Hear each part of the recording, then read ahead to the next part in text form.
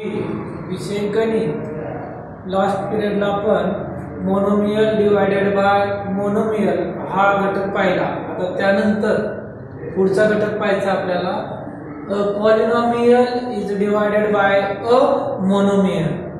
Example दिले पहा आपल्याला 30x square minus 50x plus 10 divided by 5x।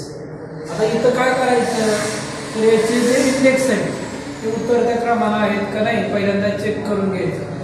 30x चा वर्ग म्हणजे घात 2 आहे, 15x चा घात 1 आहे आणि 10 चा घातांक 0 म्हणजे 2 1 0 या क्रमाने आहे।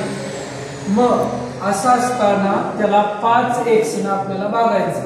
आता हा भागाकार करताना काय करायचं 5x ने 30x चा वर्ग याला भागायचं। मग 5x ला किती न गुणल्यानंतर 30x चा वर्ग येईल तर 5 गुणले किती बरोबर 6 6 35 x गुणिले किती बरोबर x वर्ग x चा घातांक 1 अधिक या x चा घातांक 1 घातांकाची बेरीज होते 1 अधिक 1 बरोबर 2 म्हणजे उत्तर किती येतंय 6x। मग 6x चा भाग लागणार आहे। मग 6 35 x गुणिले 1 x वर्ग वजाबाकी क्रिया। मग 30x वर्ग मधून 30x वर्ग गेले 0 राहिले। पुढचं पद कुठलं आहे वजा 15x म्हणून वजा 15x अधिक 10 आहे तसं खाली घेतलं। आता 5x न 15x ला भागायचं। आता इथं वजा आहे मग आपल्याला उत्तर वजा पाहिजे। वजा केव्हा येणार आहे तर इथं क्रिया वजा घेणार आहे त्यावेळेस 5x ला किती न गुणल्यानंतर 15x येतं तर 5 1 5 5 त्रिक 15 x आहे इथं x घेतलं तर x चा वर्ग होईल म्हणजे फक्त 3 हा सहगुणक घ्यावा लागणार आहे म्हणून वजा 3।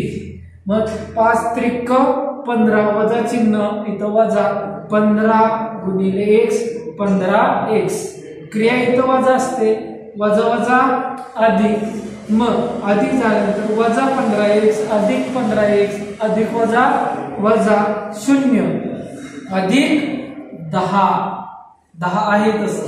आता इथं 5x चा घातांक किती आहे 1 आणि याचा घातांक किती आहे 0 म्हणजे मोठ्या घातानं छोट्या घाताला भाग जाऊ शकत नाही म्हणून बाकी राहिली 0। मग भागाकार किती आला 6x वजा 3 याला म्हणतात कोशंट म्हणजे भागाकार 6x वजा 3 आणि रिमाइंडर म्हणजे बाकी 10 म्हणजे 30x चा वर्ग वजा 15x अधिक 10 ला जर 5x या एकपदीनं भागलं तर भागाकार येतो 6x वजा 3 म्हणजेच कोशंट आणि रिमाइंडर बाकी येते 10।